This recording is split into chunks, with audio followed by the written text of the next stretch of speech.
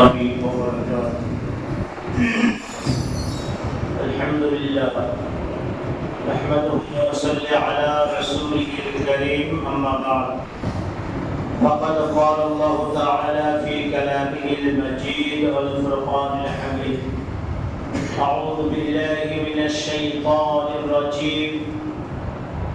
إن الله وملائكته يصلون على النبي يا أيها الذين آمنوا صلوا عليه وسلموا تسليما.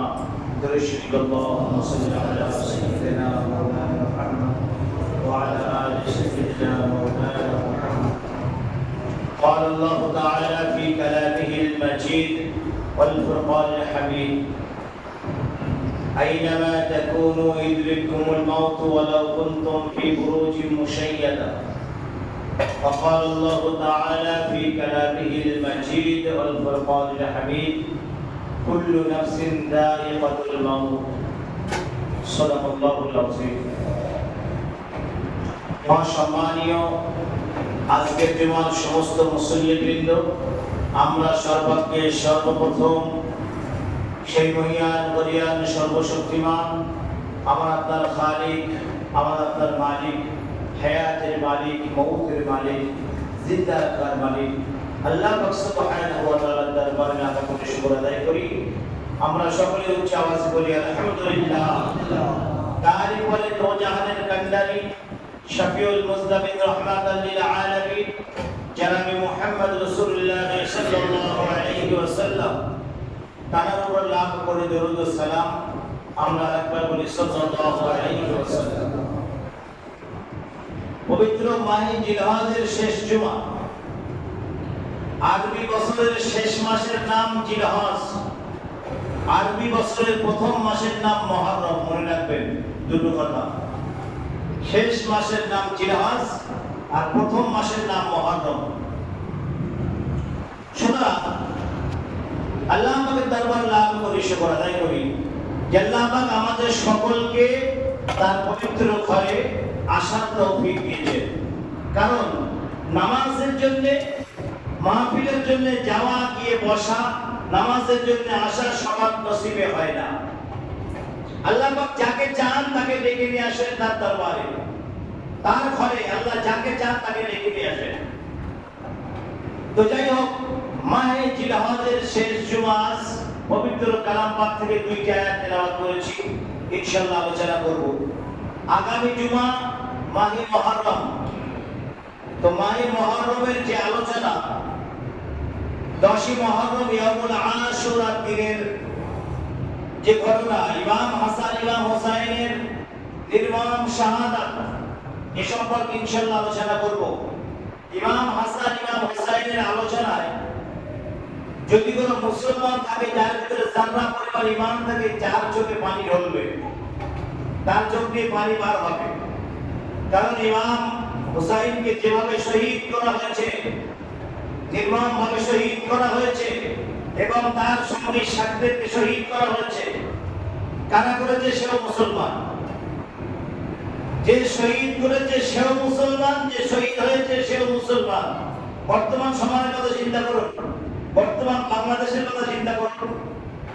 দেখে দেখে আলেমদের ফাঁসি দেওয়া হচ্ছে, দেখে দেখে কোরআনের হাফেজদেরকে ফাঁসি দেওয়া হচ্ছে, মুহাদ্দিসদেরকে ফাঁসি দেওয়া হচ্ছে, মুফাসসিরদেরকে ফাঁসি দেওয়া হচ্ছে। তারপরে বেছে বেছে যারা কোরআনের ট্রান্সলেশন করে, কোরআনের তাফসীর করে, তাদেরকে ফাঁসি দেওয়া হচ্ছে। এভাবে করে বাংলাদেশে অসংখ্য আলেম ওলামাদের ফাঁসি দেওয়া হয়েছে। ঠিক মুসলমান মুসলমানকে মারছে।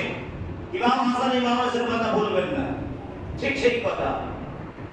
সীমা যিনি ইমাম হোসাইনকে শহীদ করেছেন, এও কিন্তু মুসলমান ছিল, এও মুসলমান ছিল। তৎকালীন জামানায় মুসলমানের ভাগ দুইটা ছিল, ইয়াজিদি মুসলমান, হুসাইনি মুসলমান। আর এখনকার জামানায় মুসলমানের ভাগ প্রচুর পরিমাণ হয়েছে। ভাই আল্লাহ পাক নেবেন, আল্লাহর নবীর সুন্নাত মোতাবেক চললে ওয়ালাদেরকে আল্লাহ পাক গ্রহণ করবেন।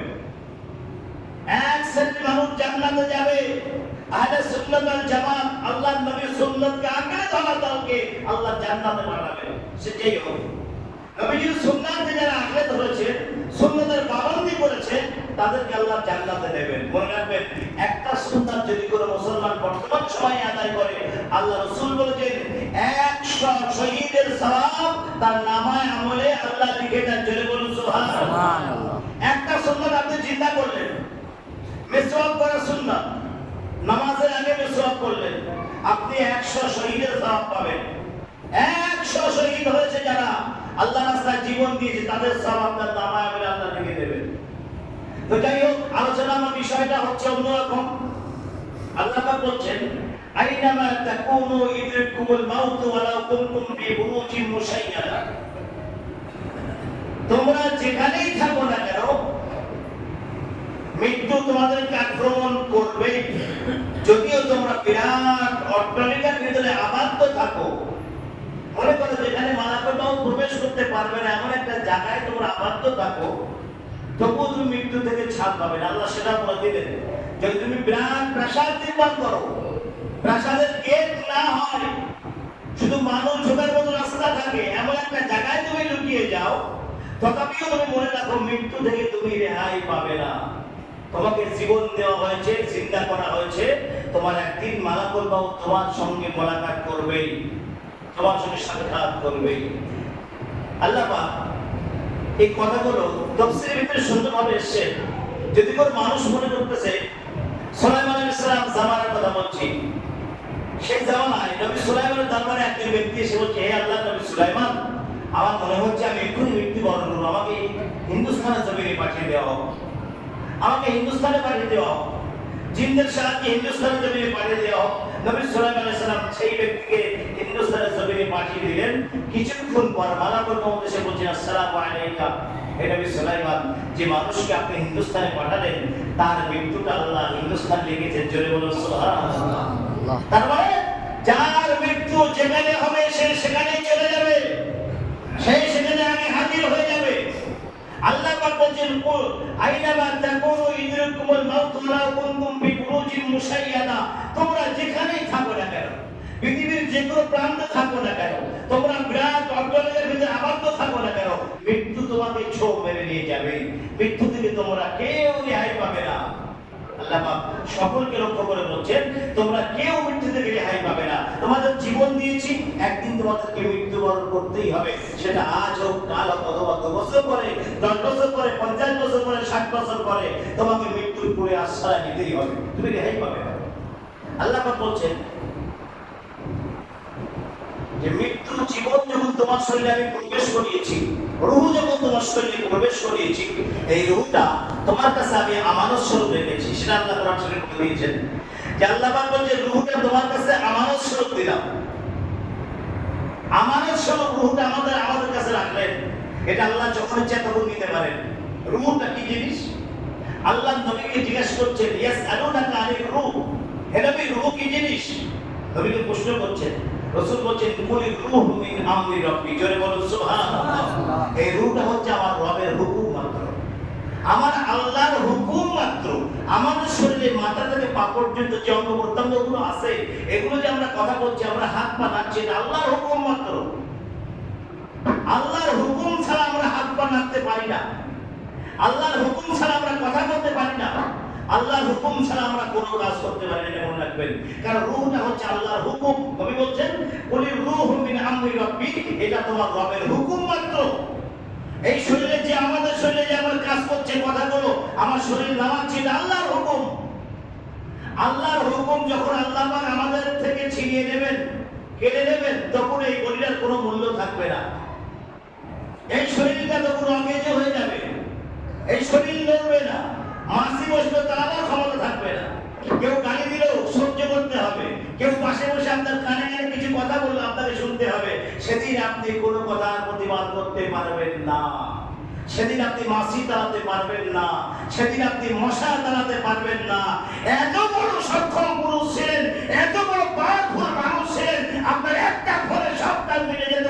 আজকে আপনি একটা মাসি তাড়াতে পারতেছেন না, তার মানে আপনার চেয়ে বড় হতভাগা দুনিয়ায় কেউ নাই।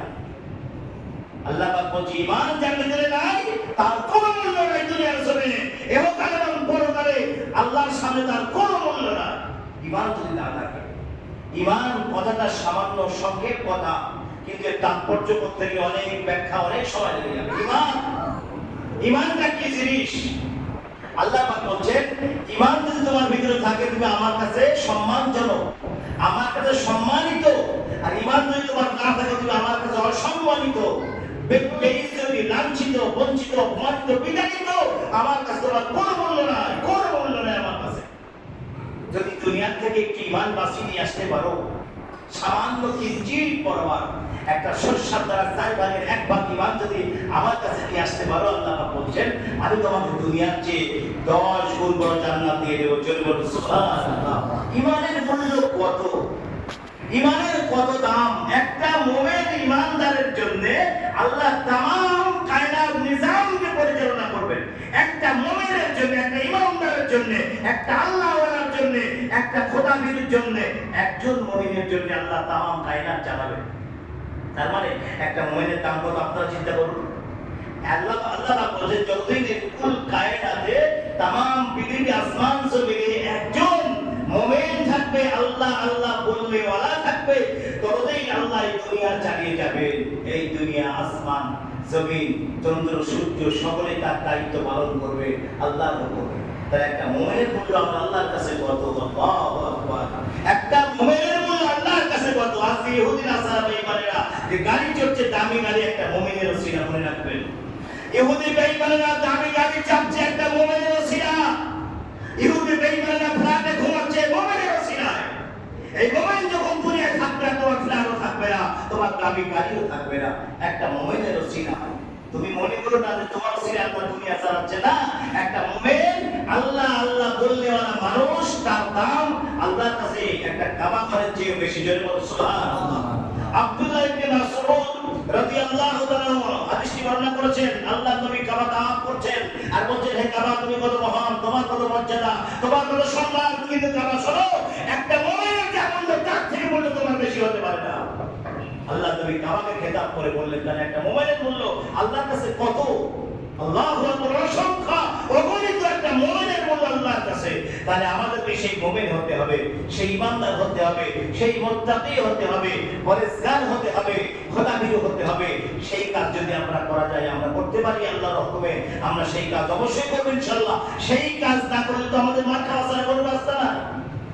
যারা ওখানে চলে গেছে ওদের জিজ্ঞাসা করেন, ফোন করে জিজ্ঞেস করে দেখেন কেমন আছিস ভাই, কথা বলবে, ফোনের কত জবাব দেবে। কারোর কোনো ক্ষমতা নাই। যারা ওখানে চলে গেছে তাদের সঙ্গে দুনিয়া থেকে কথা বলবে একমাত্র আল্লাহর ওলিরা পারে। আল্লাহর ওলিদেরকে আল্লাহ সেই ক্ষমতা দিয়েছেন। কাশ করে কবরস্থানে ধরে যে কাশ চোখ দিবে, ওই কবরে কি আযাব হচ্ছে সেই আল্লাহর ওলি দেখতে পান, যার কাশের ক্ষমতা আল্লাহ দিয়েছেন। সুতরাং আজকে যারা 50 বছর, 60 বছর, 70 বছর কবরে শুয়ে আছে, তাদের অবস্থা আমরা একবারও চিন্তা করি, একবারও ভাবি না, একবার গবেষণা করে যে আমার দাদা, আমার বাপ, আমার দাদু আজ 40-50 বছর কবরে শুয়ে আছে, তাদের কবরটা একটু জিয়ারত করি, তাদের কবর ধারে যাই, আল্লাহর কাছে বলি রব্বির হামহুমা কামা রাব্বায়ানি সগীরা। আপনি আপনার আব্বার ধারে আপনি হাত তুললে আপনার হাতের যে মর্যাদা থাকবে, আমি কিন্তু সেই মর্যাদা থাকবে না, মনে রাখবেন। আল্লাহ আপনার হাত কবুল করতে পারে, আপনার হাত কবুল করতে পারে আল্লাহ, কিন্তু আমার হাত কবুল নাও করতে পারে। সুতরাং যার বাপ মা পিতা মাতা মারা গেছে সেই কবরটা দিয়ে সেই হাত তুলবে আল্লাহর কাছে, এটা মনে রাখবেন। যার দায়িত্ব সে পালন করবেন।